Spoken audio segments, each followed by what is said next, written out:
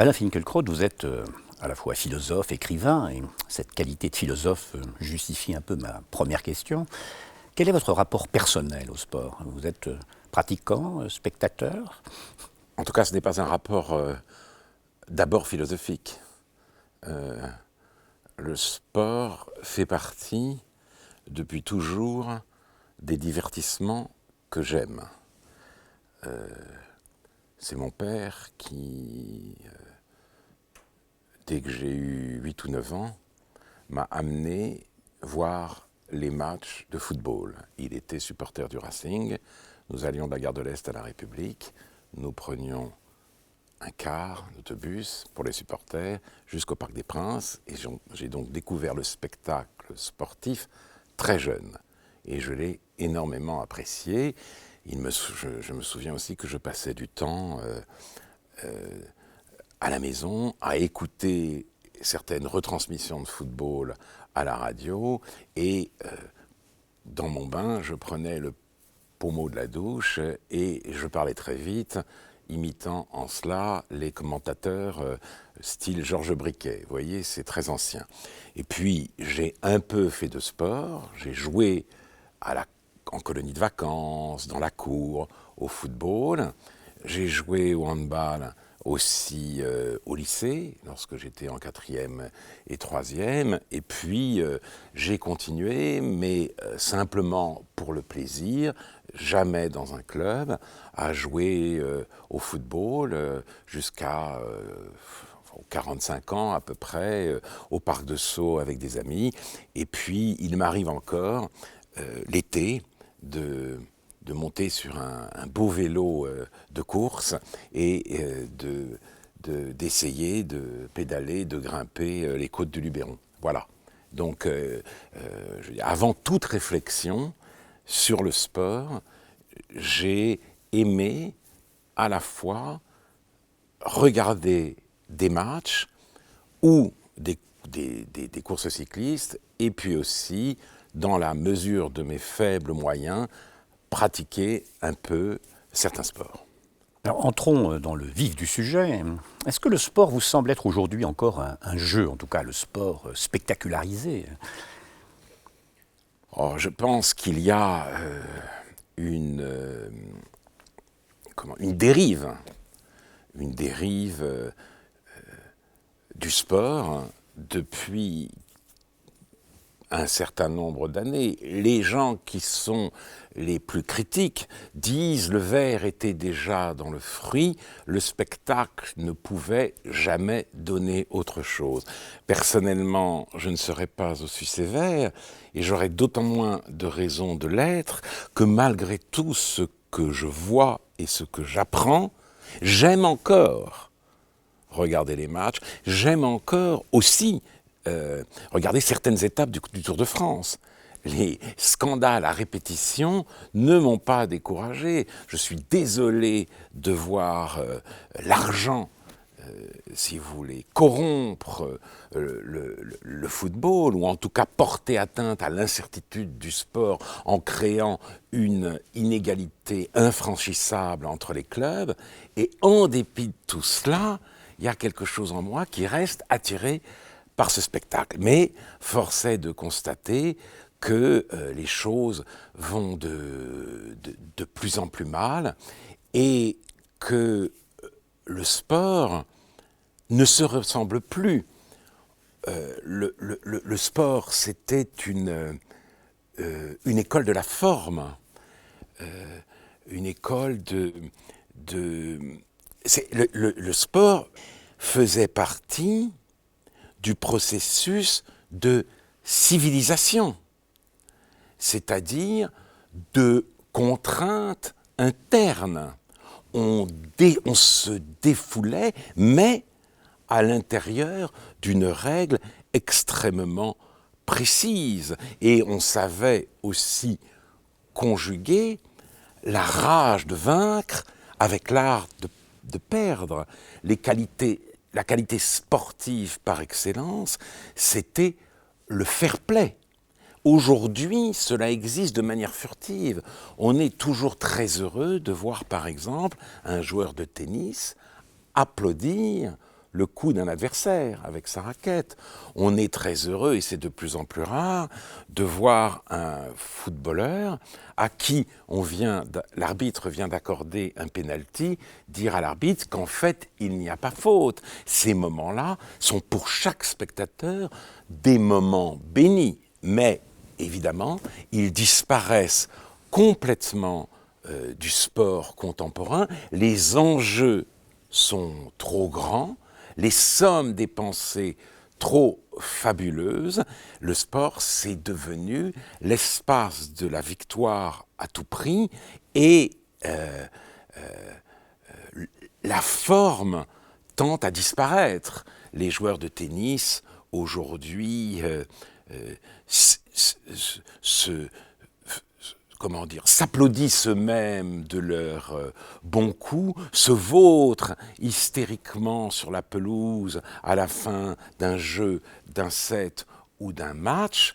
Nous sommes très très loin de ce qu'était à l'origine même moderne, l'éthique du sport. Alors ce qui est bien, c'est que là vous tracez finalement presque les questions que nous allons aborder à mesure, essayer d'approfondir quand même certains des aspects, mais est-ce qu'on peut, avec Paul Virilio par exemple, parler à propos du sport et de son développement actuel, moderne, est-ce qu'on peut parler d'une sorte de propagande du progrès ? Au départ, ça c'est très intéressant, mais ce n'était pas vraiment une propagande. Les anciens, à travers le sport, puisque en fait les Grecs nous l'ont légué, l'athlète, à travers le sport donc, réalisait sa propre nature. La valeur du sport, la valeur essentielle, c'était l'harmonie, c'était l'équilibre. L'homme moderne ne vit pas dans l'élément de la nature, il vit dans l'élément de l'histoire. Le devenir emporte tout. Donc, le culte de la beauté, de l'accomplissement, cède la place nécessairement au culte de la performance. Le sportif est un avatar de l'homme prométhéen, celui qui sans cesse repousse les limites. Les modernes ignorent ou ignoraient l'hubris. Les Grecs mettaient en garde contre la démesure. Les modernes, justement, sous le signe de Prométhée, ont décidé qu'il ne pouvait pas y avoir de démesure puisqu'il n'y avait rien par rapport à laquelle on pouvait précisément la mesurer. L'homme avait des possibilités illimitées. Sa loi, c'était celle du dépassement perpétuel. Je dis c'était, car les temps ont changé depuis que Coubertin pouvait dire « Altus, Sitius, Fortius ». Maintenant, nous avons l'impression que l'athlète va trop haut, trop vite et trop fort. Nous sommes confrontés, malgré nous, au problème antique de la démesure. C'est le dopage qui a créé ce phénomène. Le jour... Ça, on reviendra, si vous voulez, sur le... Mais le jour où nous verrons un athlète courir en moins de 9 secondes le 100 mètres, nous serons terrorisés.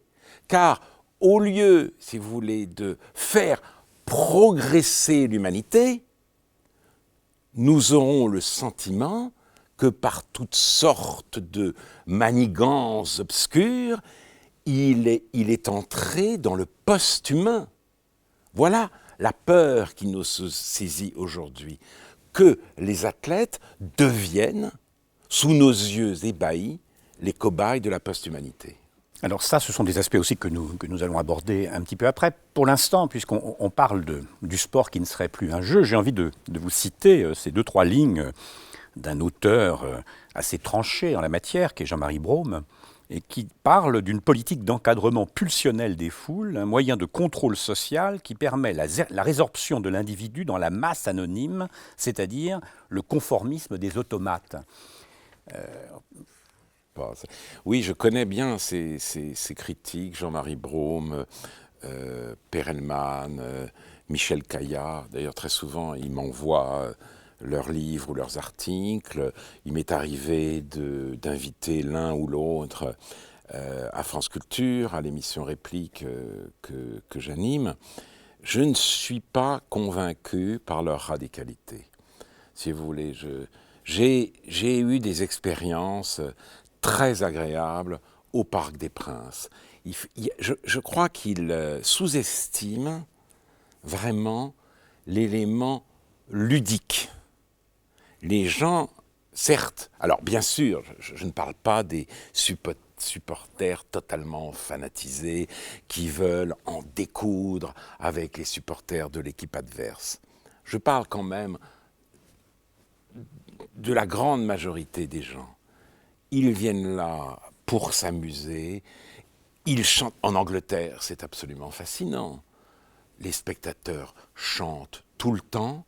Ils soutiennent leur équipe contre vents et marées. Celle-ci, Liverpool, par exemple, qui est une des plus grandes équipes, ne fait pas de très bons résultats depuis quelques années. Le public lui reste obstinément fidèle. C'est quand même un grand rendez-vous populaire. Et ce n'est pas la pire des choses que peut faire précisément le peuple. Si, bien sûr, le football borne votre horizon, si vous ne connaissez pas d'autre forme de divertissement que celle-là, alors votre vie est pauvre. Mais de là à y voir un encadrement idéologique, sinon même politique, des masses, je ne crois pas que ce soit tout à fait vrai. Il y a un effet de masse tout de même. Oui, mais c'est un effet de foule. Mais c'est le plaisir qu'on y prend. Vous entrez au Parc des Princes, vous sortez du couloir, l'air vide. Bien sûr, vous êtes saisi par la foule. Et l'agrément, moi je l'ai senti dès que j'ai mis les pieds au Parc des Princes, à 8-9 ans, c'est que c'est un spectacle auquel on peut assister en le commentant tout le temps. Heureusement qu'on ne fait pas ça au cinéma, au théâtre ou à l'opéra, bien sûr. Ça réclame le silence, et même les gens qui chuchotent, ou ceux qui froissent leurs bonbons, ou qui mangent leur popcorn, c'est extraordinairement désagréable. Au football, non. Au football, au match, au basketball, peut-être, ça j'y vais jamais, mais enfin bon, les gens arrivent et s'exclament, crient, échangent, parlent. Donc il y a un effet de foule, il y a des cris, il y a aussi des conversations constantes, il y a un bruit qui vous porte, mais je crois que c'est un agrément du spectacle sportif, et je ne crois pas que ce soit un moyen d'asservissement des masses. Je répugne à penser en ces termes. Si vous voulez, moi, je suis plus choqué, je dois dire, par ces gens qui viennent se presser au Stade de France en entendant, pour entendre chanter leur idole à plein tube, si vous voulez, une musique absolument tonitruante, abrutissante, en gigotant comme des idiots. À choisir, je préfère quand même le spectacle sportif. On reste lucide, on parle avec ceux qui sont assis à côté de vous, et il n'y a pas vraiment d'idolâtrie, parce que même, j'imagine que quand la foule parisienne accueille Beckham, elle se marre. Voilà. Donc ce serait un peu... J'aimerais qu'on se marre un peu plus aussi quand on accueille les Rolling Stones, ce dont je ne suis pas sûr. Et donc cette foule, ces effets de foule, il faut se méfier peut-être de les analyser à la manière, je sais pas, d'un Gustave Le Bon revisité. Oui, je pense que c'est pas ça du tout, si vous voulez. C'est pas un dictateur hystérique qui harangue. Là, harangue, c'est le rap aujourd'hui, c'est pas le football. Et le rap harangue en toute quiétude, et il est reçu au Grand Journal pour continuer à haranguer. Si vous voulez, une équipe de football, c'est pas section d'assaut. Et aucune équipe d'aucun sport ne s'appellerait section d'assaut, dont je rappelle que ça veut dire SA. Hein? Alors, parce qu'il y a un X au lieu de c'était, et parce que les chanteurs de ce groupe sont noirs, personne n'y trouve rien à redire. Et on les invite même dans les grandes émissions pendant la campagne pour le mariage pour tous, alors qu'ils ont appelé au meurtre des homosexuels. Donc voilà, là est la harangue, pas dans le football. Mais est-ce que le sport aujourd'hui tiendrait un peu la place d'une sorte de pouvoir spirituel, c'est-à-dire presque un peu à la place de la religion, façonnant l'âme et le corps? Est-ce qu'il n'y a pas une dimension religieuse au fond du sport aujourd'hui? Non, je ne dirais pas qu'il y ait une dimension religieuse, il y a une dimension identificatoire, dont il faut en effet se méfier. C'est agréable quand c'est ludique, quand ce n'est plus ludique, justement quand ce n'est plus un jeu, même pour celui qui regarde. Ça doit être un jeu pour tout le monde, le sport. Pour celui qui joue, mais surtout, et plus encore, parce que ce n'est pas un professionnel, pour celui qui regarde. Mais je crois que c'est peut-être un substitut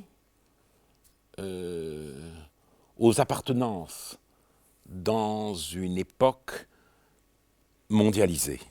On s'identifie à un club, on s'identifie à une équipe nationale au moment où on a le sentiment que les nations se dissolvent. Donc je vois aussi le sport jouer ce rôle-là aujourd'hui. Et il est vrai que certains sports, le football notamment, ont la vertu, ou en tout cas l'effet, d'intéresser tout le monde. Donc ça, c'est vrai, si vous voulez, il y a une puissance planétaire du sport. L'humanité se retrouve autour de ce spectacle. Peut-être pourrait-on souhaiter qu'elle se retrouve pour d'autres choses, mais là vous montrez l'image d'un évêque, voire d'un cardinal, qui joue au football, certes en souriant, mais c'est extrêmement révélateur. Vous auriez pu montrer aussi l'image d'un enfant de 3 ans. Donc il y a, si vous voulez, une universalité du sport dont je crois il faut tenir compte, et c'est si le sport en vient à remplacer complètement d'autres activités, notamment la culture, que là, il faut mettre le holà. Mais tant que le sport reste cantonné au divertissement, et nous avons tous besoin de divertissement, alors ça va. Mais c'est le cas tout de même. Le sport est omniprésent dans les médias, occupe la une, aux dépens d'autres activités culturelles. Non, oui, je crois. Est-ce que c'est une usurpation, selon vous? Je pense que ce qui est embêtant, c'est la place. C'est vrai. On est sans cesse ramené au problème de la limite. C'est le cas, en effet, pour les athlètes eux-mêmes, qui si vous voulez, ne réussissent maintenant à battre des records que précisément parce qu'ils ont pris les substances qui le leur permettent. C'est vrai pour Pantani, grimpant à toute vitesse le colpe de l'Alpe d'Huez, et ça peut être vrai pour les sprinteurs en athlétisme. Mais la question des limites aussi se pose pour les spectateurs que nous sommes.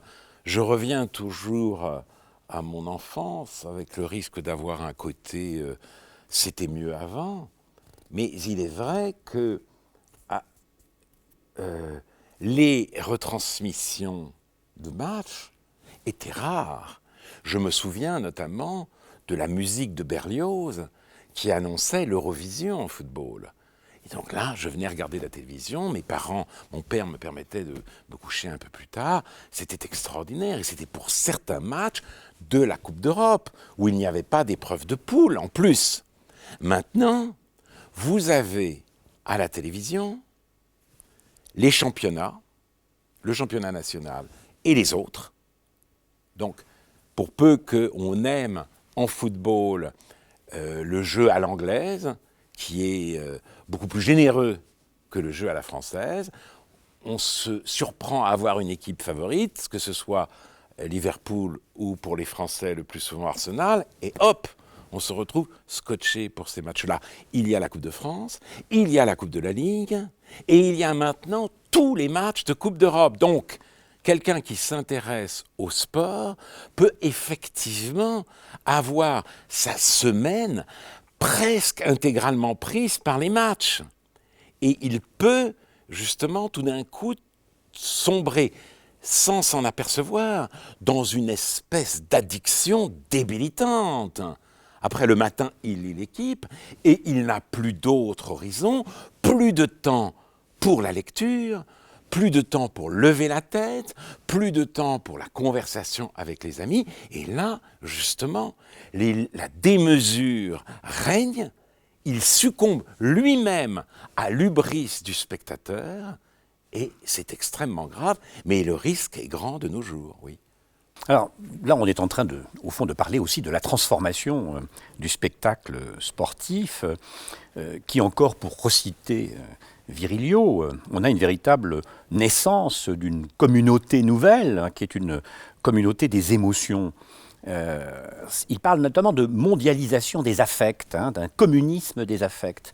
Et ça, c'est peut-être une chose sur laquelle vous pourriez peut-être réagir, parce que quand on passe, je ne sais pas, du Golgotha, où il y avait quelques témoins, la première d'Hamlet, il y avait 1000 personnes ou 1200 personnes. Aujourd'hui, la Coupe du Monde de football, c'est 2 milliards d'individus. Donc ce n'est pas simplement une variation d'échelle, ce sont aussi peut-être des sauts qualitatifs. Oui, vous avez raison, mais c'est lié, en effet, au développement frénétique des médias. Donc, il y a la Coupe du Monde de football, il y a les Jeux Olympiques, cette espèce de, tout d'un coup, en effet. Alors, moi, d'émotions mondialisées, oui, et instantanées. J'ai une sorte face à ce phénomène, je réagis de manière ambivalente. Une émotion mondialisée, cette espèce de grégarisme extrême, m'inquiète.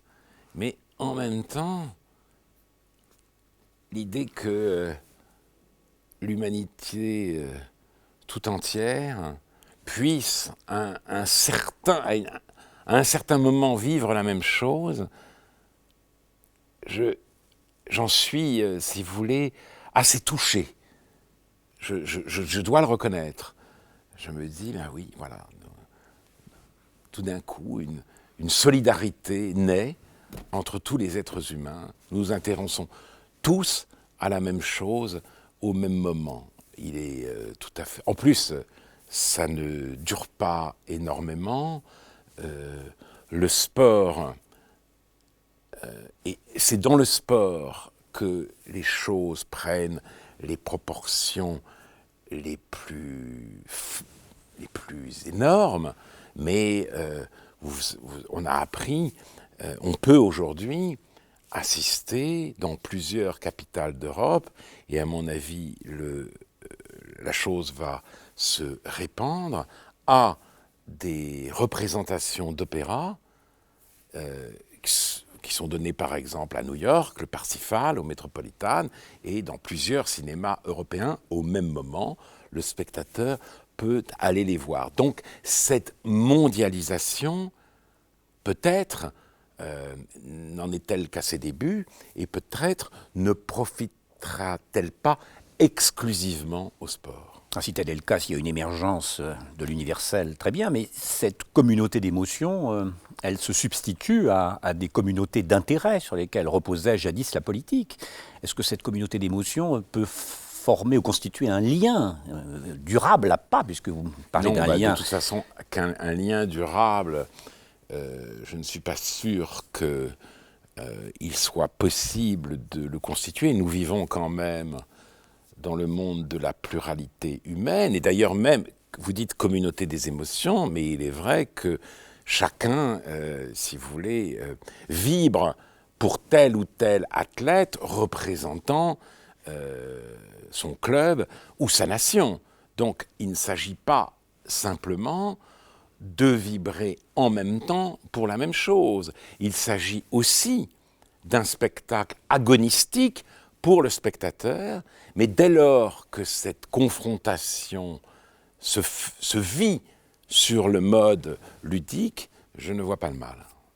Et lorsqu'il y a eu la victoire des Français en 98 à la Coupe du Monde, il y a eu une grande manifestation en haut des Champs-Élysées avec cette indication Zidane président. 1,5 million de personnes. Je crois qu'on n'avait pas vu cela depuis la Libération.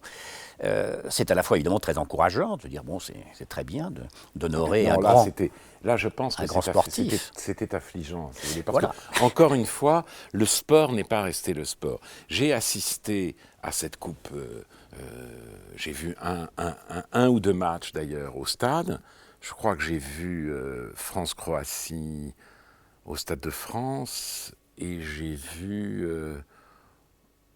je ne sais plus quel match d'ailleurs, Hollande-Brésil ou à Marseille. Bon.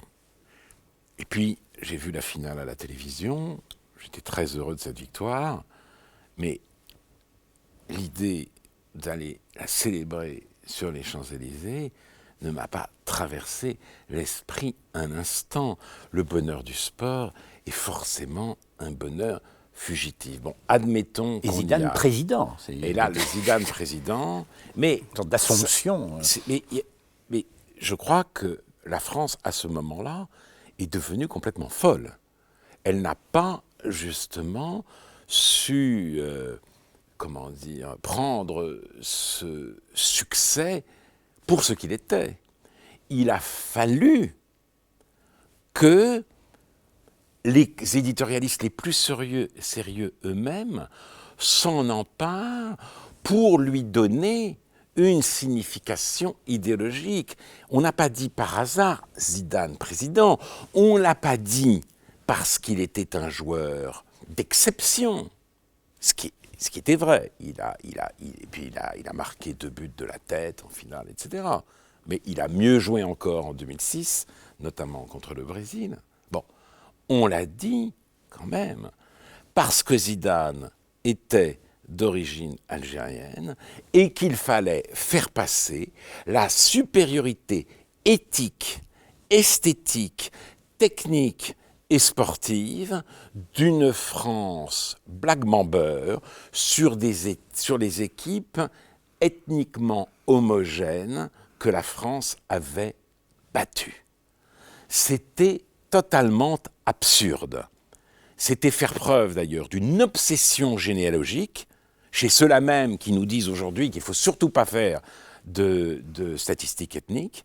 On ne voyait que l'ethnicité dans les joueurs. Et c'était en plus se tromper complètement sur la nature de la France au moment même où s'aggravait ou s'approfondissait une crise du vivre ensemble née de la crise de l'intégration. On a cru que cette équipe incarnait la réussite de l'hospitalité française. Donc, tout dans cette histoire était faux. Et quand l'équipe d'Espagne gagne la Coupe du Monde, puis la Coupe d'Europe, enfin, gagne tout, c'est une équipe qui n'est pas bâtie du tout sur les critères qui ont prévalu en France.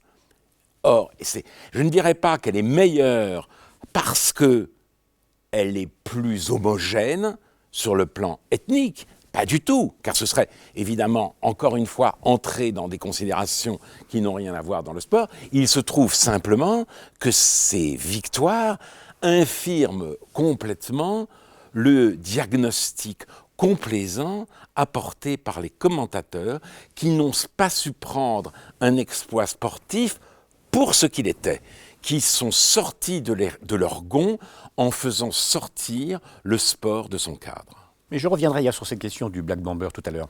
Là, la question que je me pose, c'est que, pour vous qui êtes un intellectuel, le football aujourd'hui n'est-il pas devenu une sorte de simulacre de compétition et en particulier, Le problème de l'identification même des joueurs. Aujourd'hui, il y a un marché, on change de maillot comme de chemise. Est-ce que ce n'est pas quelque chose qui fausse quand même considérablement l'intérêt et le plaisir du spectateur que vous êtes? Ah, c'est très frustrant. Oui, vous montrez Balotelli, là, c'est particulièrement... Et je viens d'apprendre d'ailleurs que Balotelli, vous savez, qui a justement enlevé son maillot quand il avait marqué un but fabuleux pour l'Italie et qui avait pris la pose du culturiste, a commandé sa statue dans cette pose à un sculpteur pour l'installer chez lui à Milan.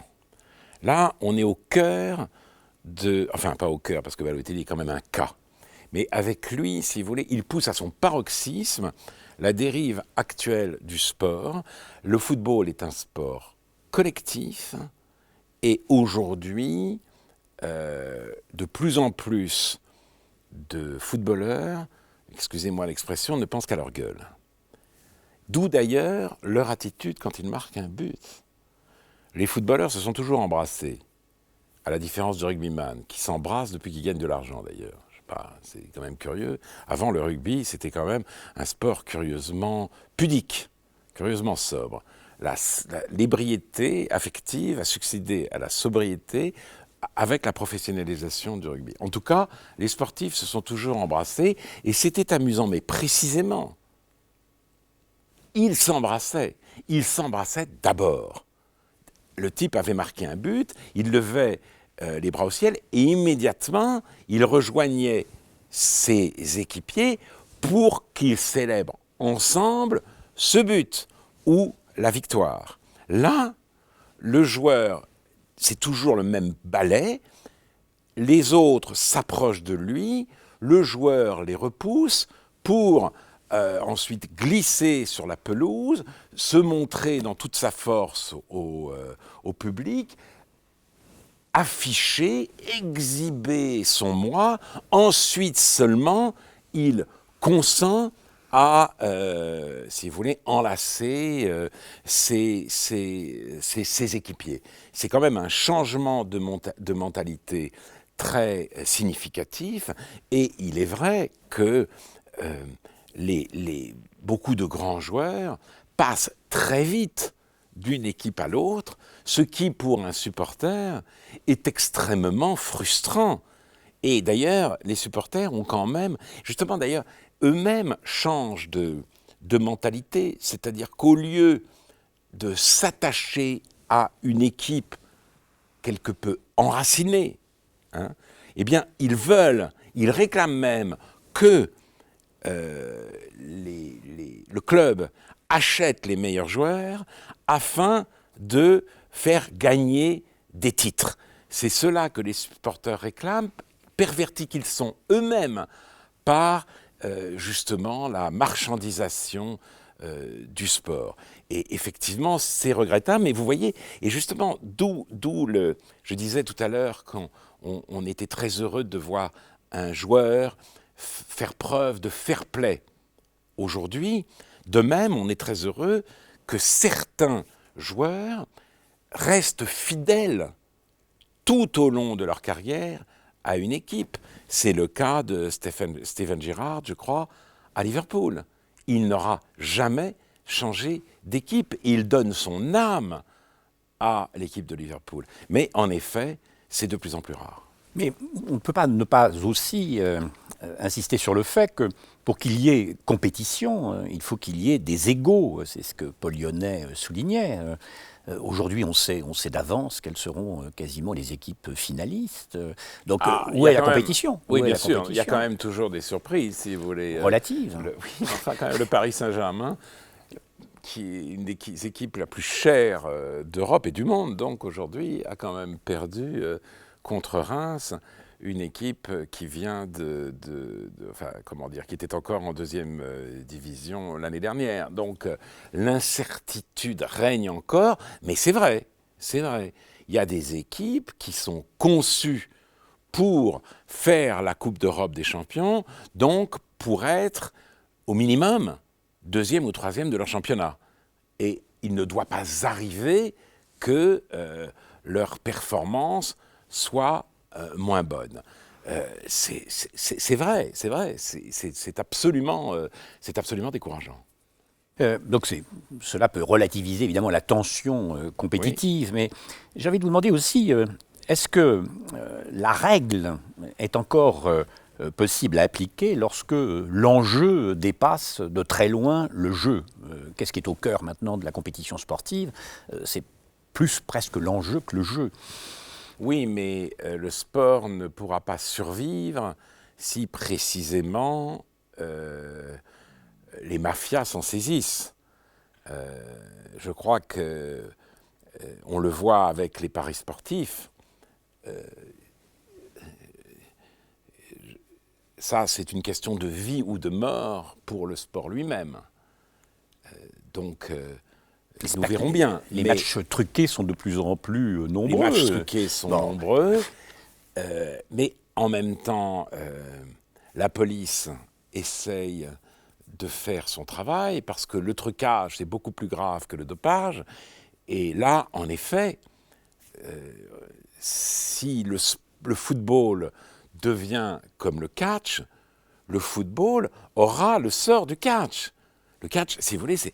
Bon, il y a quelques chaînes de télévision spécialisées, il y a des gens qui y vont, mais le catch n'existe pas. Donc, voilà, c'est vraiment pour le sport une question de vie ou de mort. Et comme l'intérêt pour le sport est très grand, je ne crois pas que les mafias auront le dernier mot. Il n'y a pas de sport sans règles. Et cette réflexion sur la règle, c'est Michel Serres qui dit cette remarque en disant que, au fond, c'est l'arbitre qui marque le but. Ce n'est pas une équipe ou une autre, c'est l'arbitre. Il voit dans le sport, à cet égard, une image de la justice ou du droit en acte. Est-ce que vous considérez que la décision de l'arbitre est une décision souveraine, indiscutable? D'abord, il y a deux choses que je voudrais dire sur l'arbitre. D'abord, la violence est invitée sur les stades. Le sport, partie prenante du processus de civilisation, est lui-même affecté par le processus de décivilisation actuel. Nos sociétés deviennent de plus en plus brutales, ou du moins, il y a toujours plus de brutalité à l'intérieur de ces sociétés. Et on les voit dans les matchs amateurs, où les arbitres sont agressés. Et ça, c'est un phénomène extrêmement grave, mais les arbitres connaissent le même sort que les professeurs dans les collèges ou les lycées. On les agresse, on les frappe, on les injurie, ou même d'ailleurs que les urgentistes dans les hôpitaux. Et on les bat. Voilà. Donc ça, c'est un phénomène général. Le sport, évidemment, est aussi touché. Et puis, parce que la règle en tant que telle est aujourd'hui dévalorisée par toujours plus d'individus qui souhaitent n'en faire qu'à leur tête. Qui, précisément, plutôt que de respecter la règle, estiment qu'on leur manque de respect à eux quand on leur adresse une réprimande ou quand on leur met un carton. Et puis, il y a évidemment cette concurrence qui a commencé de s'établir entre l'arbitre et la technique.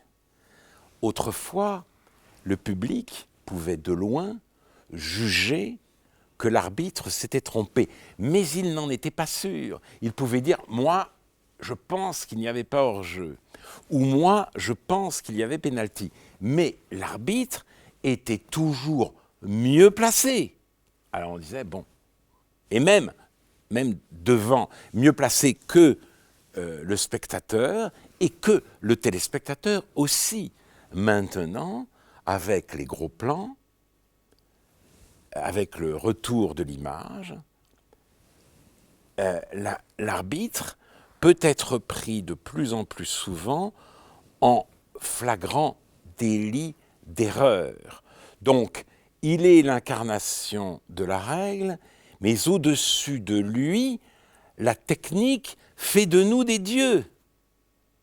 Nous, il est faillible, nous sommes infaillibles. Non, pouvons-nous dire, il n'y a pas eu hors-jeu. Oui, il y avait pénalty. Oui, le ballon est entré dans le but. Et c'est une situation terrible pour l'arbitre. Parce que nous avons de quoi Là, vous avez motiver la main de Thierry Henry. La main de Thierry Henry. Exactement, la main de Thierry Henry. Nous avons de quoi motiver notre rancune. Mais justement, la main de Thierry Henry. Qui a été couverte, Tout précisons-le. le monde aurait attendu de lui, en tout cas moi j'attendais de lui, qu'il vienne dire à l'arbitre, il y avait main. Mais il ne l'a pas fait à cause des enjeux. Peut-être d'ailleurs qu'il y a 20, 30 ou 40 ans, les joueurs ne l'auraient pas fait non plus.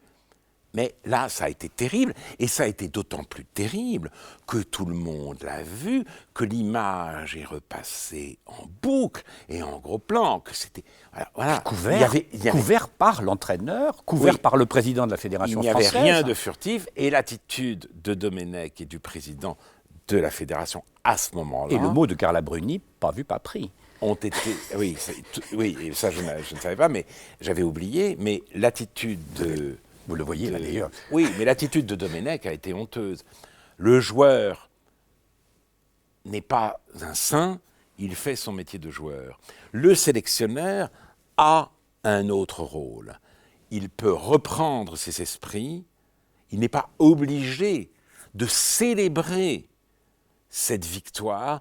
Cette célébration, en effet, a été obscène, mais pour en revenir aux arbitres, ils ont été mis par le progrès de la technique dans une situation impossible. Alors, je sais bien que l'introduction de la vidéo est très problématique, que de toute façon, il y a des erreurs que celle-ci ne pourra pas corriger parce qu'on ne peut pas mettre la vidéo tout le temps.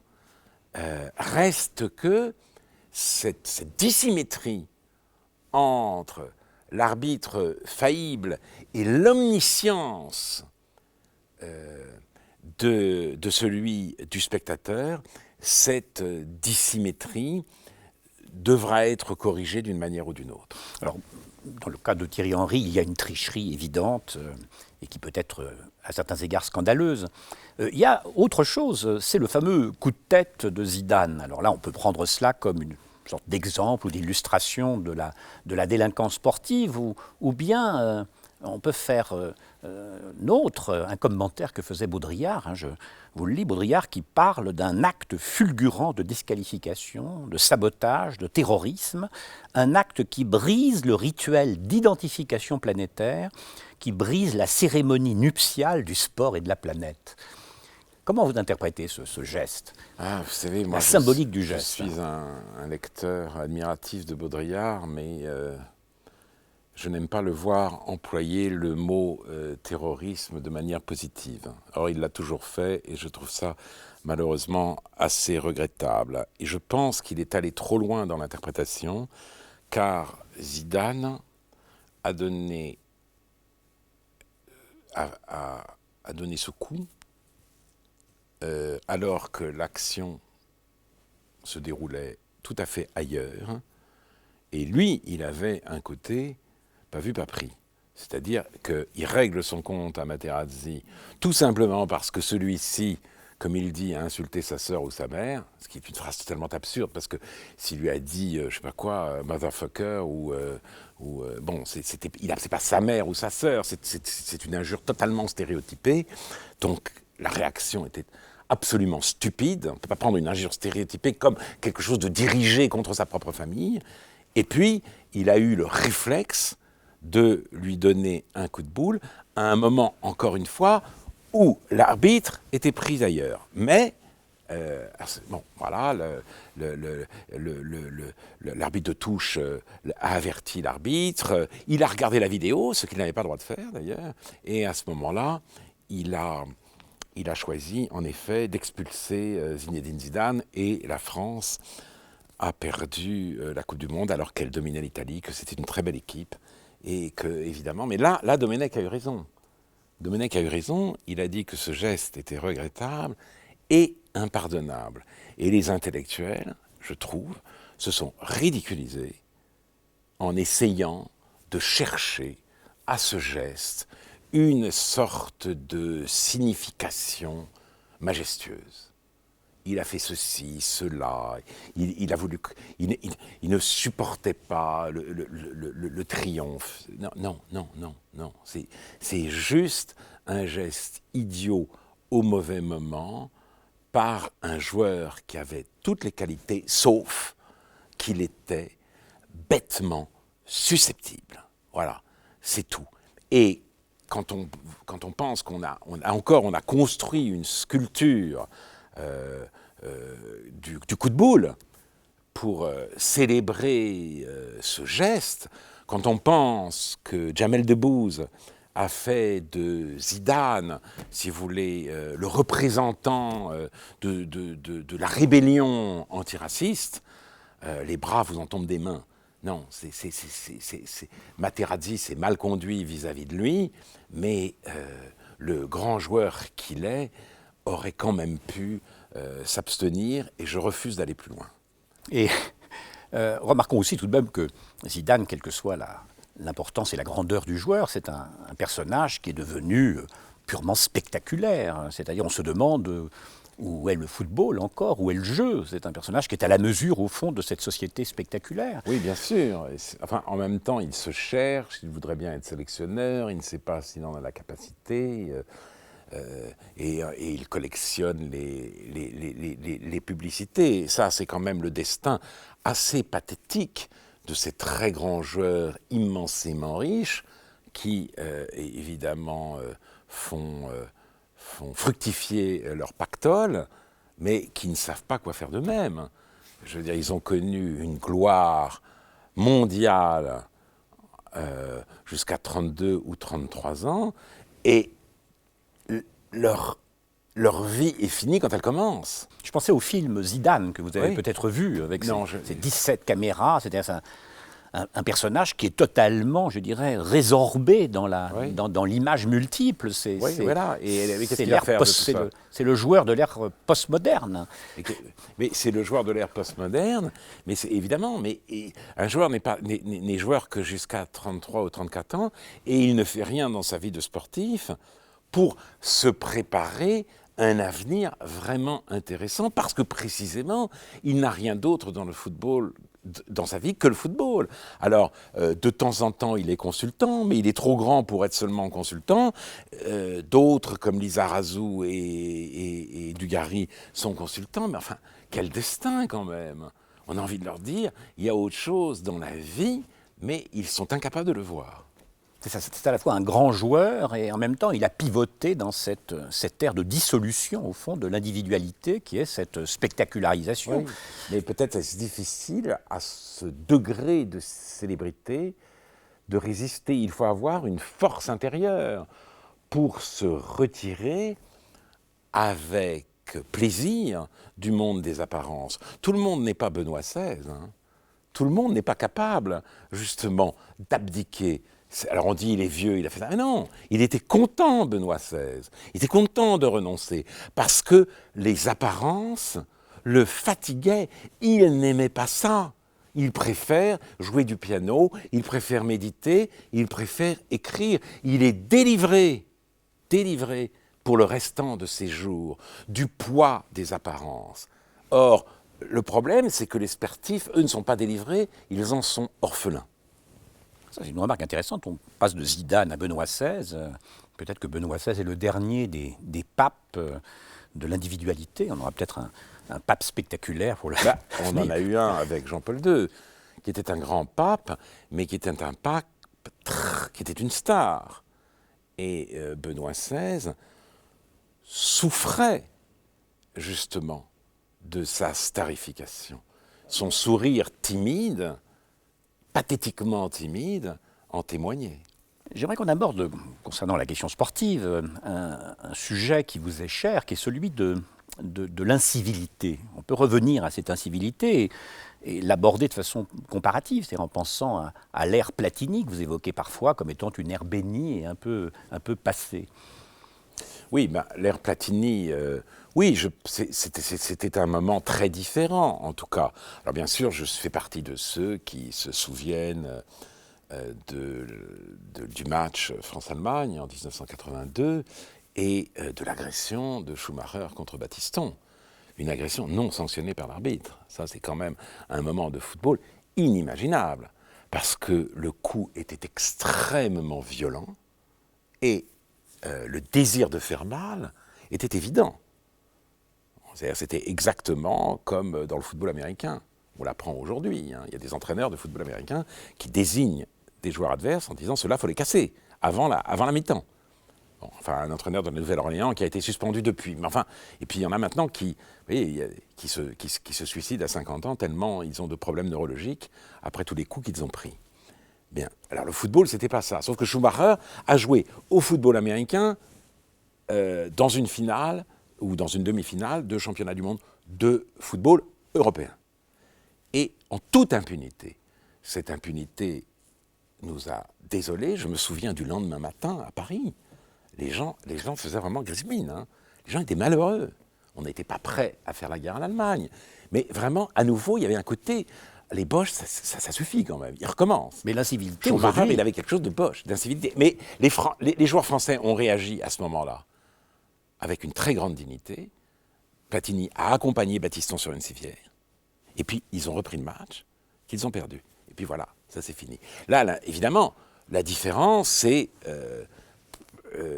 Platini 1982 et la finale enfin, la France en Afrique du Sud. Les comportements des joueurs français en Afrique du Sud, Anelka, et la solidarité des joueurs. Et ça, c'est très intéressant, parce que c'est en effet une morale contre la morale. C'est pas simplement la barbarie, c'est une certaine morale. Que se passe-t-il? Anelka insulte l'entraîneur d'une manière atroce. Pire encore d'ailleurs que ce qu'a rapporté l'équipe, je crois. Domenech, voyant son autorité bafouée, est obligé, parce qu'il lui avait dit d'arrêter de dézonner, j'en ai rien à foutre de ton équipe, tu peux aller te faire foutre de ton équipe de merde ou je sais pas quoi. Domenech est obligé, évidemment, de le remplacer à la mi-temps. La seule chose qui intéresse les joueurs, la seule chose, c'est qui est la taupe. C'est nous sommes un groupe. Nous sommes un groupe.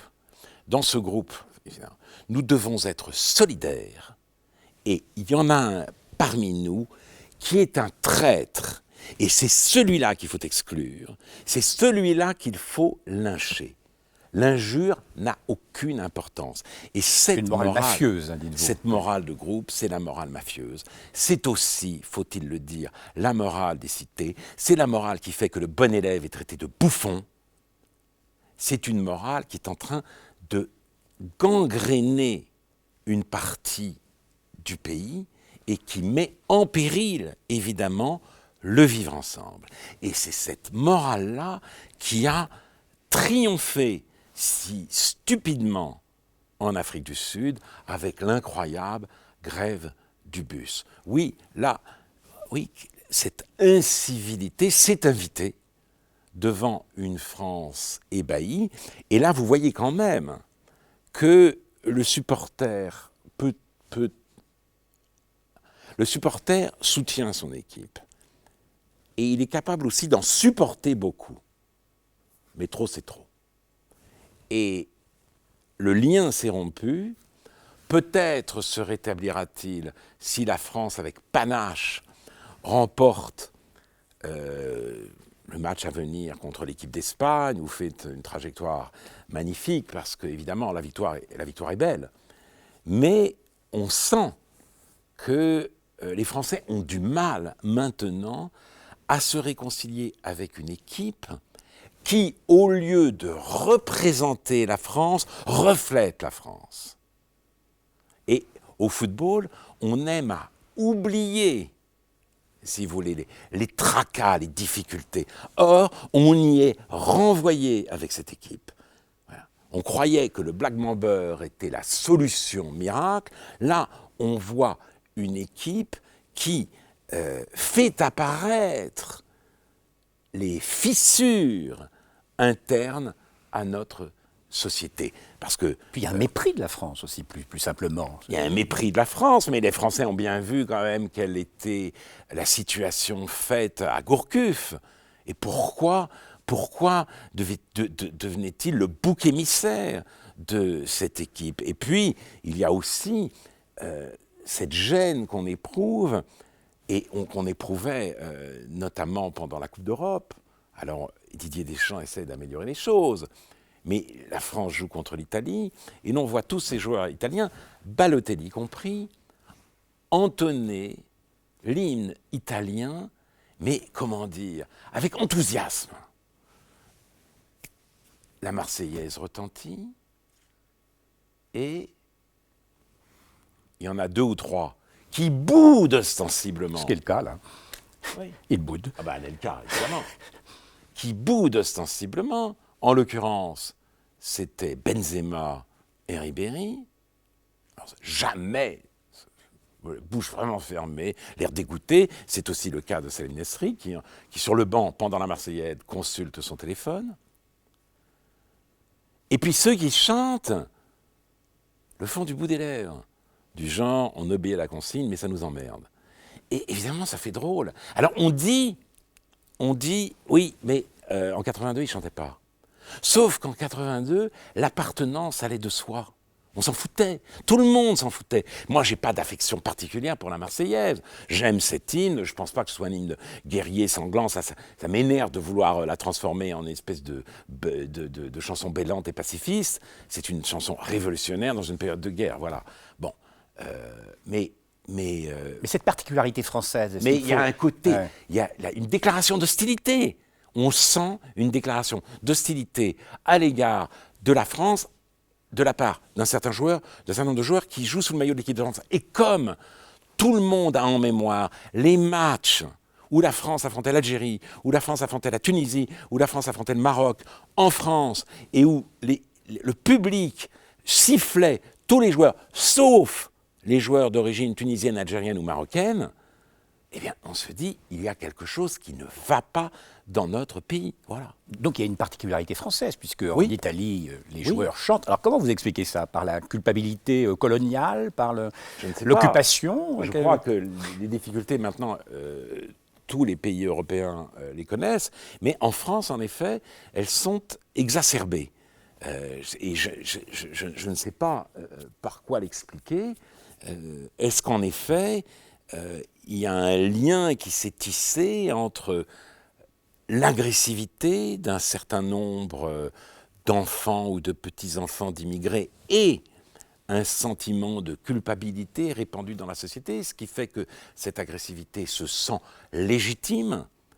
Toujours est-il, oui, que le problème n'a absolument pas été résolu, quoi. Et il s'aggrave même. Et puis il y a un décalage de plus en plus marqué entre d'un côté le peuple, entre guillemets, qui est attaché à une sorte de morale commune, et puis les sportifs de haut niveau, enfin le sport de haut niveau d'une manière générale, qui oublie un peu ce que vous appelez, ou ce que vous aimez appeler à la suite d'Orwell, la décence commune, la common decency. Oui, vous avez raison, bien sûr. Ce sont ces joueurs qui n'en font qu'à leur tête, dont on apprend les frasques. Bien sûr, alors d'un autre côté, il ne faudrait pas non plus que s'impose à eux je ne sais quel ordre moral, mais ils ont un problème, ces joueurs. Ils n'ont pas, et l'encadrement en général le dit, leur talent est découvert très tôt. Ils deviennent riches à 19 ou 20 ans. Et évidemment, ils ne savent absolument pas vivre avec cette richesse soudaine. Ils n'ont aucun repère. Ils n'ont pas de surmoi. C'est ça. L'éducation, oui, c'est ça. C'est-à-dire, ils sont projetés trop vite dans le monde de l'ultra-richesse et de l'ultra-célébrité, et n'ayant pas de surmoi, ils deviennent absolument incontrôlables. Mais il faudrait, bon, compliqué quand on parle du peuple, il faut se méfier d'entonner des valeurs à la Michelet, mais il faudrait aussi dire que dans la communauté française, il y a ce qu'on pourrait appeler, à la suite d'Attali, l'hyperclasse, qui, elle, au nom d'une sorte d'individualisme forcené, soutient un petit peu cette évolution du sport de haut niveau et des footballeurs en particulier, qui semble incarner à ses yeux des valeurs progressistes, entre guillemets. Oui, là, oui, c'est-à-dire que ce qui était tout à fait extraordinaire, c'était par exemple de voir un journal comme Les Inrecuptibles interviewer après l'épisode déplorable, après la campagne déplorable d'Afrique du Sud, au moment où tout s'écroulait, Anelka d'abord et William Gallas ensuite. Et là, ce n'est pas simplement l'hyperclasse, c'est-à-dire en effet, certains bobos voient dans ces jeunes nés comme Anelka attrape l'incarnation d'une certaine révolte. Et ils trouvent beau que ces joueurs, si vous voulez, fassent un bras d'honneur au système et s'enrichissent à ses dépens parce que, du fait, en quelque sorte, de leurs origines. Ils sont sanctifiés par leurs origines. Ce sont quand même encore, aux yeux des Inrecuptibles, des damnés de la terre. Mais tout ça procède, si vous voulez, d'une idéologie très ancrée dans une partie de la gauche, une partie seulement, parce qu'il y a aussi une gauche républicaine et beaucoup plus psychorigide, une idéologie selon laquelle le mal vient de la domination. Eh bien, les dominés, même quand tout d'un coup ils changent leur destin, restent à jamais des dominés. Et dès lors, tout ce qu'ils font, si vous voulez, est légitime, est applaudi. Et c'est désolant. Mais l'hyperclasse dont vous parlez est très présente maintenant parce que aussi le football a acquis ses lettres de noblesse. Le football a été longtemps un spectacle snobé par la bourgeoisie, qui avait de bonnes raisons pour le faire. Je veux dire, c'était, oui, il y a mieux. Il y a mieux. Les bourgeois voulaient que leurs enfants, leurs filles fassent du piano, leurs enfants aillent au concert ou à la Comédie Française. Et ils avaient raison. Alors, moi, on peut concilier les deux. Mais après tout, c'était... Bon, mais il n'y a plus de bourgeoisie maintenant. La bourgeoisie, c'est fini. Donc, les nouveaux, je ne sais pas comment on pourrait les appeler, la post-bourgeoisie, elle aime le football l'amuse, et en même temps, elle y transporte ses propres valeurs. J'ai appris, par exemple, que lors d'un match récent du Paris Saint-Germain au Parc des Princes, où d'ailleurs Beckham faisait connaissance avec ce public, eh bien, un des animateurs de Canal+, Ariel Witzmann, je crois, assurait l'animation musicale. Mais pour un vieux supporter, si vous voulez, c'est un sacrilège. Ça, c'est une manière pour l'hyperclasse de confisquer à son profit un spectacle qui n'est pas fait pour elle. On a envie de dire, moi, quand je vois ça, je regrette la raideur de l'ancienne bourgeoisie. Mais ce qui est intéressant aussi, c'est que cette hyperclasse, donc, qui célèbre les valeurs du métissage, hein, et c'est Paul Lyonnais qui dit que c'est une nouvelle norme quasi raciste, bien sûr, elle oui. méprise dans le même temps, par exemple, le cyclisme, qui est un sport de petits blancs. C'est-à-dire qu'on Oui. retrouve comme ça des schémas assez simplificateurs. Absolument, vous avez raison, oui. Le cyclisme n'a pas obtenu la même popularité, sans doute pour ces raisons-là. Ce qu'on aime en France notamment, dans le football, c'est la couleur. Voilà, c'est qu'il y ait des Anelka, des Galas, etc. Il n'y en a pas dans le cyclisme. C'est un sport populaire au sens que le mot peuple avait avant. Et pour les Inrecuptibles, par exemple, ce peuple-là doit disparaître. Et même sa seule évocation est, si vous voulez, suspecte. Je me souviens des critiques extrêmement négatives de films comme Les Enfants du Marais ou comme Amélie Poulain. Et Amélie Poulain n'est pas un chef-d'œuvre, mais c'est un joli film. Parce que précisément, c'était le Paris des années 50. Et donc dans ce Paris-là, le métissage n'apparaissait pas. Et dès lors qu'il n'apparaissait pas, c'est qu'on avait voulu le faire disparaître. Et voilà. Donc évidemment, le cycliste qui appartient davantage au monde d'avant, au monde d'Antoine Blondin, eh bien, n'a pas sa place dans l'idée que cette hyperclasse se fait du monde. Oui, mais ce qui est très dangereux aussi, c'est que c'est au nom de la République que l'on a lutté contre le racisme. Et là, les valeurs républicaines finissent par être emportées par une sorte de nouvelle forme d'un racisme généreux, entre guillemets, du côté du bien. Oui, c'est ça. C'est-à-dire une obsession qui était déjà présente dans la célébration de la France Black Bamber. D'où viennent-ils? La hantise de l'origine, quoi. L'origine prime sur la qualité individuelle. Alors que précisément, ceux qui parlent de métissage accusent tous les autres, justement, d'être eux-mêmes des obsédés de l'origine. Il y a là une inconséquence qu'on doit inlassablement souligner. Mais là, l'analyse du phénomène sportif est d'autant plus intéressante, c'est qu'elle est assez révélatrice d'une crise beaucoup plus profonde. On trouve la même chose, au fond, dans l'école, cette confrontation entre, d'un côté, des valeurs républicaines à laquelle on pouvait être attaché, et d'autre part, auxquelles on pouvait être attaché, et d'autre part, une sorte d'idéologie du métissage, qui est même dans le métissage du savoir, d'ailleurs.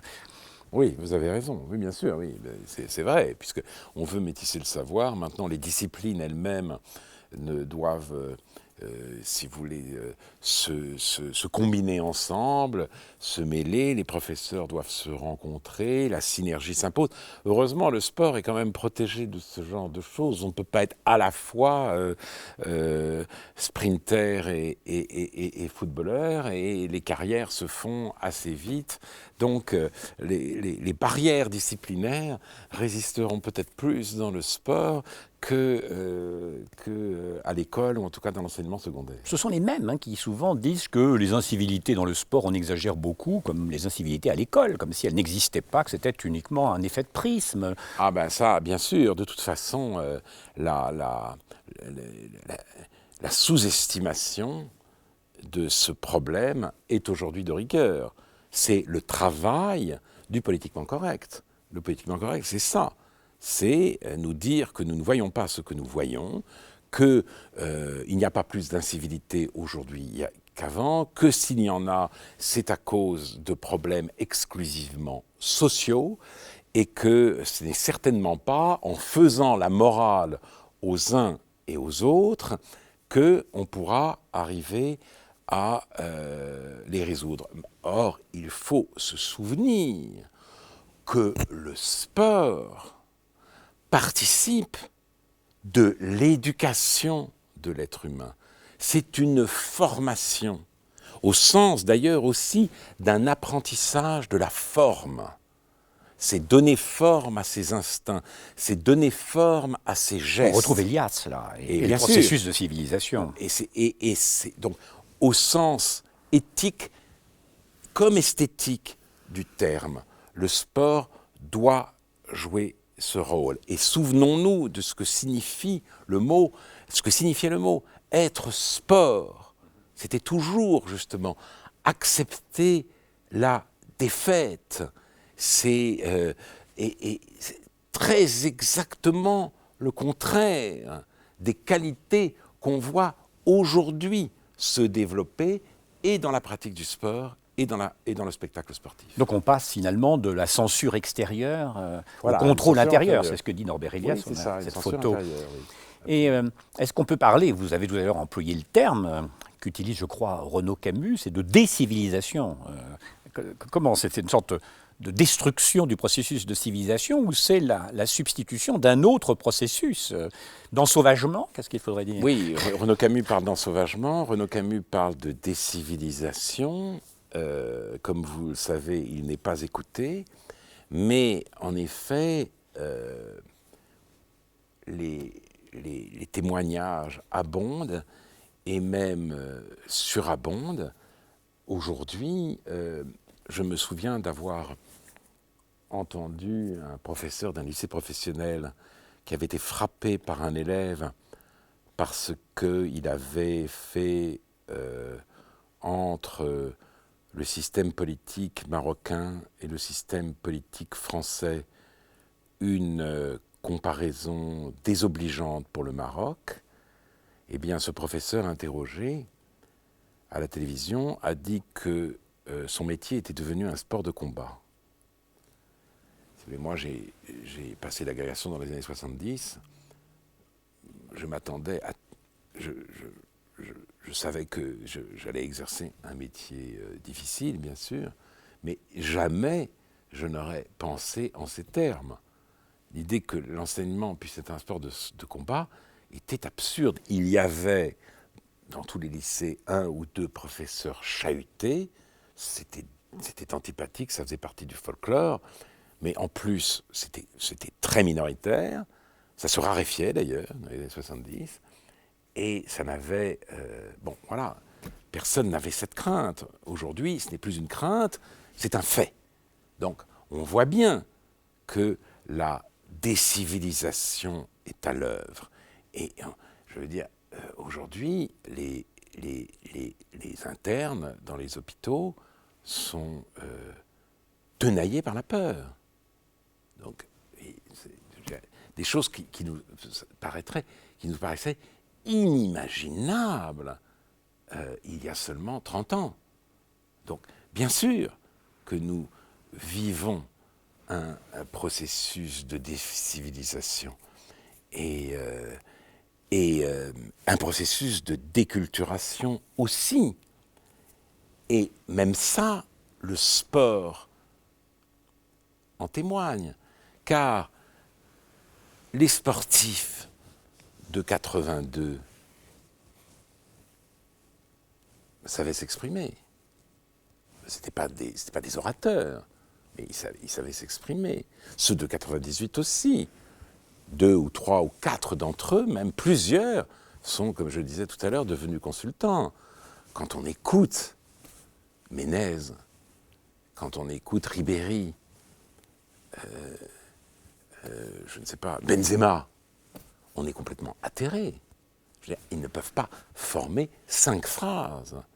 Donc, je veux dire, il y a quelque chose comme un effondrement général qui s'est produit dans la société et évidemment dans le sport, avec plus encore d'ampleur, puisque ces pauvres champions, dès que leur talent est détecté, sortent du monde. Et à cet égard, leurs écouteurs sont, si vous voulez, un très beau symbole. Ils s'abstraient. Ils vivent dans une totale acosmie. Et là encore, les entraîneurs n'arrivent pas, en dépit de leurs objurgations, à leur faire enlever leurs écouteurs quand ils sortent du car, quand ils sont observés par les Français, quand ils voient leurs supporters. C'est une manière de dire, rien n'existe pour moi. Le côté j'en ai rien à foutre, qui est évidemment aussi une manifestation d'incivilité. J'aimerais que, transition à partir de l'incivilité, qu'on pense les rapports quand même entre règles et éthique. Ce sont des rapports consubstantiels. Et j'aimerais savoir ce que vous inspire cette remarque que faisait Camus à propos du football. Il dit « Ce que je sais de plus sûr à propos de la moralité et des obligations des hommes, c'est au sport que je le dois. » Oui, il l'a dit à plusieurs reprises, et notamment au football. Il a dit sur le football. Et je vois très bien ce qu'il veut dire. Il jouait, c'était un gardien de but, je crois. Il aimait le sport. Et donc, et il aimait le sport collectif. Donc l'apprentissage d'une certaine abnégation, d'une certaine solidarité. Camus mettait très haut la valeur de la solidarité, puisque c'est par la solidarité aussi c'est la solidarité qui lui a permis de s'arracher au sentiment de l'absurde. Donc, oui, on peut dire que le sport est une école de camaraderie, une école de solidarité. Voilà pourquoi je considère que persiste à considérer que c'est une activité tout à fait légitime.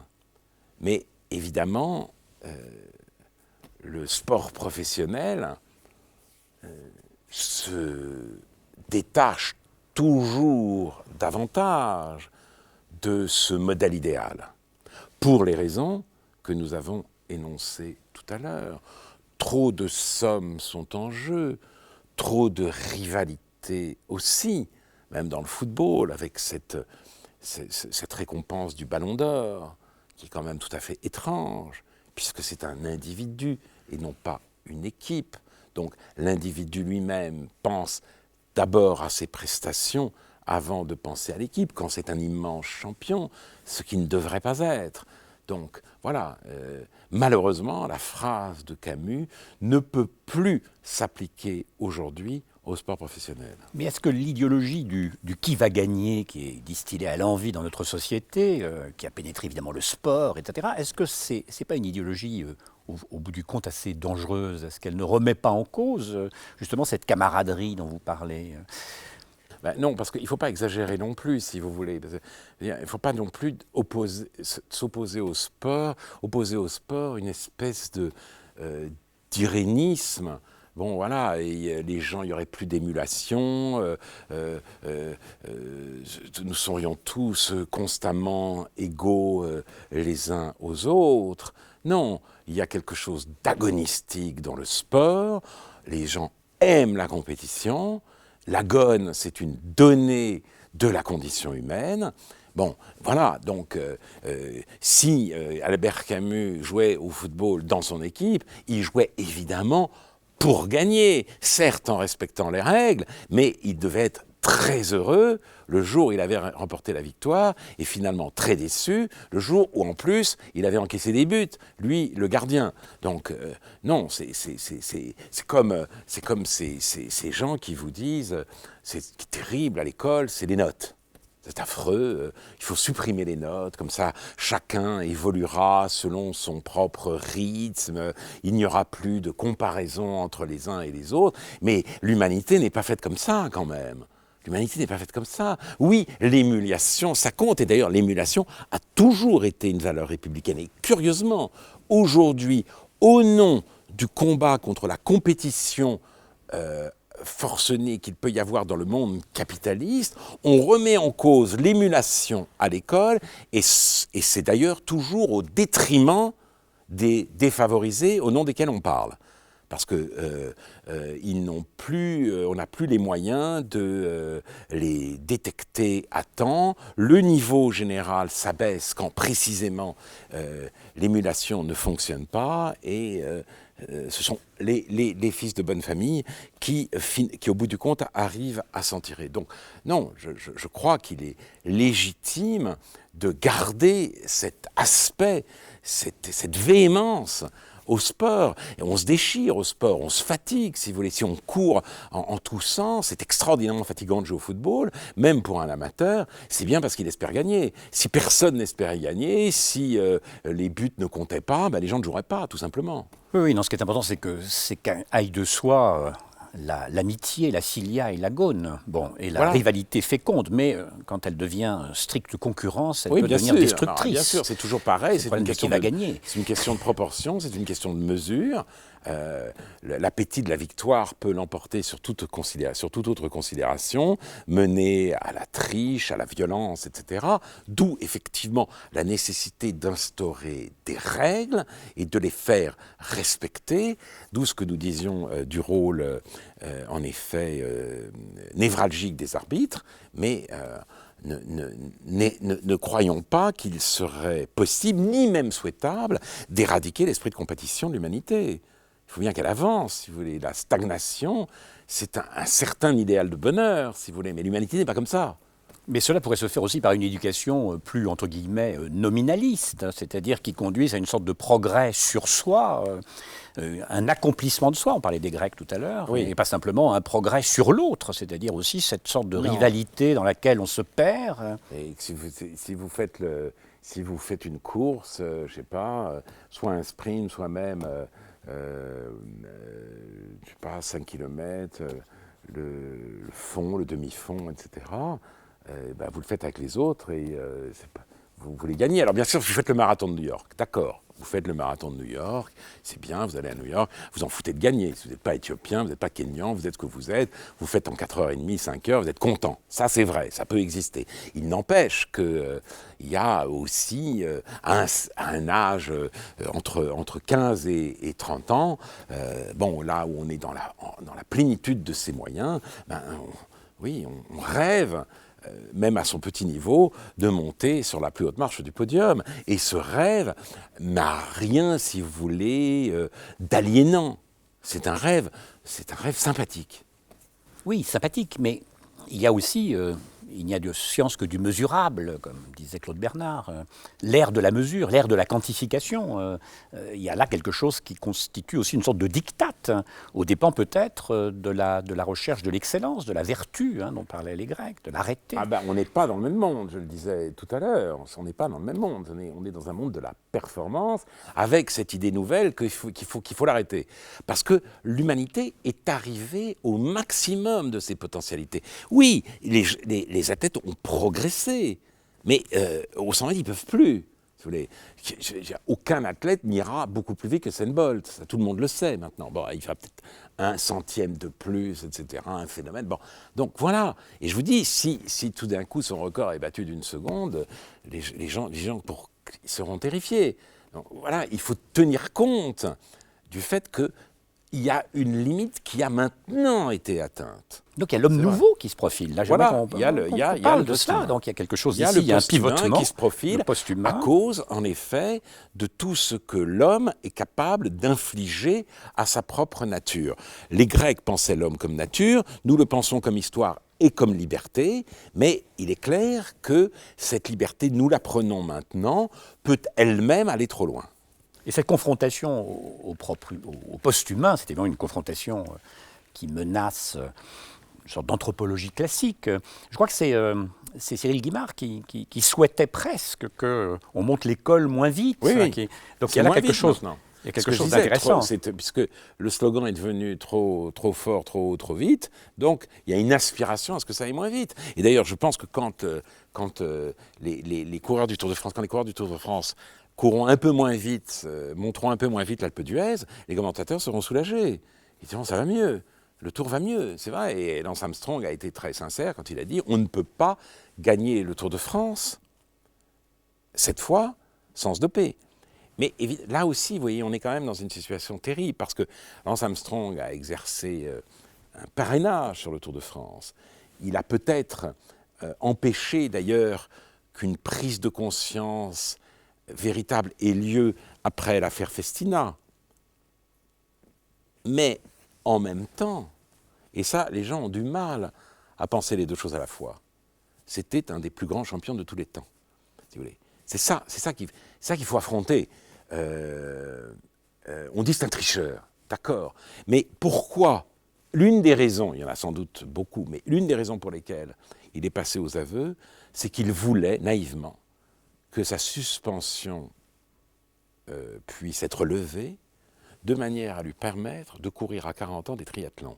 Et quand il courait des triathlons l'année dernière, ou il y a 2 ou 3 ans, il les gagnait. Et tout le monde sait que le triathlon est l'épreuve sportive la plus dure et la plus exigeante qui soit. C'est dingue. Donc il affrontait des Américains, vous voyez, des Américains de 18-20 ans, qui sont d'une force exceptionnelle, et lui, à l'âge qu'il avait, il les battait. Et là, il ne se dopait pas, c'est pas vrai, il ne se dopait pas. Mais c'était un athlète absolument hors du commun, hors du commun. Et donc, et voilà, mais on a du mal à penser les deux choses. Donc, c'est un menteur, donc c'est un tricheur, donc il a suffi, si vous voulez, qu'il se pique pour grimper l'école. Et c'est aussi pour cela que je suis un peu agacé par l'attitude générale vis-à-vis des coureurs du Tour de France. Je sais qu'en dépit de ce qu'ils prennent, ils souffrent. Je sais, pour avoir monté quelques cols, que le cyclisme, c'est vraiment, comme le disait Antoine Blondin, les forçats de la route. C'est une souffrance inhumaine, absolument inhumaine. Et cela demande des efforts considérables. Et voilà, et cela demandait, il fallait qu'il ait un talent supérieur aux autres pour gagner. Mais évidemment, il y a eu tout ça, il y a eu cette chape de plomb que lui-même a contribué à jeter sur le Tour de France. L'un des philosophes qui aujourd'hui réfléchit au post-humain, Jean-Michel Besnier, il dit la chose suivante: la modernité ne pouvait pas passer à côté du corps et du sport comme une des modalités de résistance à tout ce qui limite notre autonomie et notre liberté. Le corps nous résiste. Donc il y a une certaine manière, au fond, ici, par le secours et le recours à la machine, de dépasser la résistance du corps, d'aller au-delà presque du corps. Ben, bien sûr, mais le corps nous résiste. Est-ce qu'il nous résistera longtemps? Est-ce que, justement, si nous arrivons à fabriquer des corps, est-ce que cette espèce de décalage entre le corps humain faillible et la machine n'en viendra pas à être résorbé? Et ça, c'est le grand paradoxe de cette liberté humaine. On dit, voilà, l'homme n'a pas de nature, donc il peut se dépasser sans cesse. Sauf que si on passe du dopage chimique au dopage génique, on fabriquera des corps. Et à ce moment-là, ce sera la liberté du savant, et ce sera un corps, lui-même, celui du champion, totalement déterminé, totalement machiné par une autre intelligence. Et c'est évidemment de cela que nous ne voulons aujourd'hui à aucun prix. Oui, avec cette standardisation des corps qui est peut-être à mettre en relation avec cette sorte de démesure dans la course en avant. Quand on regarde ces sportifs, par exemple, et l'image précédente, il y a quand même une analogie qui est très frappante. Est-ce que la question de l'eugénisme, par exemple, est une question qui vous préoccupe là particulièrement? Ben oui, ce serait une forme d'eugénisme que tout d'un coup, de fabriquer des corps d'athlètes, que de trouver le bon gène, que de trouver la bonne manipulation pour que... Comme on voit des parents aujourd'hui, c'est terrible les parents, c'est terrible. Des parents essayer de détecter le talent, notamment pour le tennis, d'un enfant de 3, 4 ou 5 ans, pour en faire un champion. On se dit qu'à force de remonter, ils pourront s'adresser à tel biotechnicien pour que celui-ci leur fabrique un enfant selon leurs vœux. Oui, c'est un avenir possible, cela. C'est un avenir possible. Et à ce moment-là, encore une fois, le sportif sera le cobaye du post-humain. Et bon, ce ne sera plus l'humanité, donc ce ne sera plus mon problème. Et nous retrouvons d'autres formes. Tout à l'heure, vous parliez de l'ubris, Voilà. de cette démesure et du châtiment. Peut-être aujourd'hui, faudrait-il penser il y aura peut-être une némésis. le dopage. Il y aura peut-être une némésis. Oui, donc Mais avant la némésis, il faudrait donc peut-être... ici, vous avez David et Goliath. Voilà, il faudra avant la némésis peut-être une prise de conscience. Goliath qui est à terre et David qui regarde le ciel. Est-ce que c'est une métaphore? Je ne sais pas si celle-ci est prometteuse. Donc la question qui se pose après tout ce que nous venons de dire, est-ce que le sport, au fond, n'est pas un simple stade de l'évolution de l'homme? Est-ce qu'on ne va pas atteindre un stade où le sport n'aura même plus aucun sens, puisqu'on va entrer dans une sorte de rivalité techno-scientifique, machinique? Je ne sais pas, si vous voulez, je ne voudrais pas aller si loin, mais à l'ère de la technique, en effet, le sport semble être une pièce d'un dispositif beaucoup plus général. D'un autre côté, le sport est fondé sur l'égalité entre les concurrents et sur l'incertitude. Dès lors, le progrès de la technique peut affecter le sport dans son essence. Et le sport sera peut-être amené à résister précisément parce qu'il y va de sa propre survie. Il ne serait en effet plus rien si l'incertitude pouvait être ainsi totalement conjurée par l'alliance de la technique et de l'argent. Dès lors qu'il y va de la survie même du sport, quelque espoir est encore permis. Il faut peut-être que le sport s'impose une sorte de principe responsabilité à la manière de Hans Jonas. Oui, c'est ça. Donc, ce qui suppose aussi là une sorte de prise de conscience critique qui ne va pas de soi. Non, qui ne va pas de soi, mais c'est le fait des sportifs, c'est le fait de la société, c'est le fait des supporters eux-mêmes, si vous voulez. Il faut quand même qu'ils aient quelque chose à regarder qui vaille la peine. Si tout est joué d'avance, si tout est joué dans le ventre de la mer, il y a un moment où ils diront c'est plus la peine non plus. Donc, et le sport mourra. Et puis se pose la question de l'interchangeabilité. Je pense à une remarque de Lévinas, votre maître, ou l'un de vos maîtres, qui disait « Être libre, c'est faire ce que personne ne peut faire à ma place ». La question aujourd'hui se pose, c'est la question de la liberté ainsi entendue, puisque finalement cette interchangeabilité fait qu'on va arriver à des substitutions possibles et indéfinies. Or, vous voyez bien que jusqu'à présent, on n'y arrive pas, parce que exactement ce que je vous ai dit pour Lance Armstrong. Il était dopé. Il y avait même un cocktail assez redoutable, puisqu'il y avait de l'hormone de croissance, il y avait de la, je ne sais pas quoi, l'EPO, et puis un troisième ingrédient que testostérone, je crois, enfin bref. Donc, et c'était sans doute un dopage particulièrement sophistiqué. Il n'en reste pas moins que c'était un immense champion. Et il n'y a pas deux Lance Armstrong. Et d'ailleurs, beaucoup de cyclistes l'ont rappelé en disant attention, Laurent Jalabert, etc., bon, qui couvre sans doute lui-même ses propres pratiques, mais il a dit c'était un très très grand champion. Donc la science n'est absolument pas capable elle peut améliorer un Lance Armstrong, elle ne peut pas le fabriquer aujourd'hui. Nous ne sommes pas à l'ère de l'interchangeabilité. On a pu donner à Messi des hormones de croissance à 13 ans pour lui permettre de grandir jusqu'à 1m60. Mais Messi, personne ne l'a fabriqué. Et il est juste insubstituable. Ronaldo est insubstituable. Et c'est aussi ça qu'on va voir chez les grands sportifs. C'est aussi pour ça qu'on se console aussi, par exemple au football, de dire, bon voilà, le Qatar achète les plus grands joueurs. Bon, ça déséquilibre la compétition. Mais on va voir Zlatan, parce qu'il n'y en a pas deux. C'est un arbre, disait un commentateur. Oui, c'est un arbre. Donc c'est un joueur très très curieux à voir. Et donc on va le voir parce que, et même Beckham, si vous voulez, c'est la star qu'on veut, etc. N'empêche qu'il a eu, et peut-être aura-t-il encore, un coup de pied absolument magique.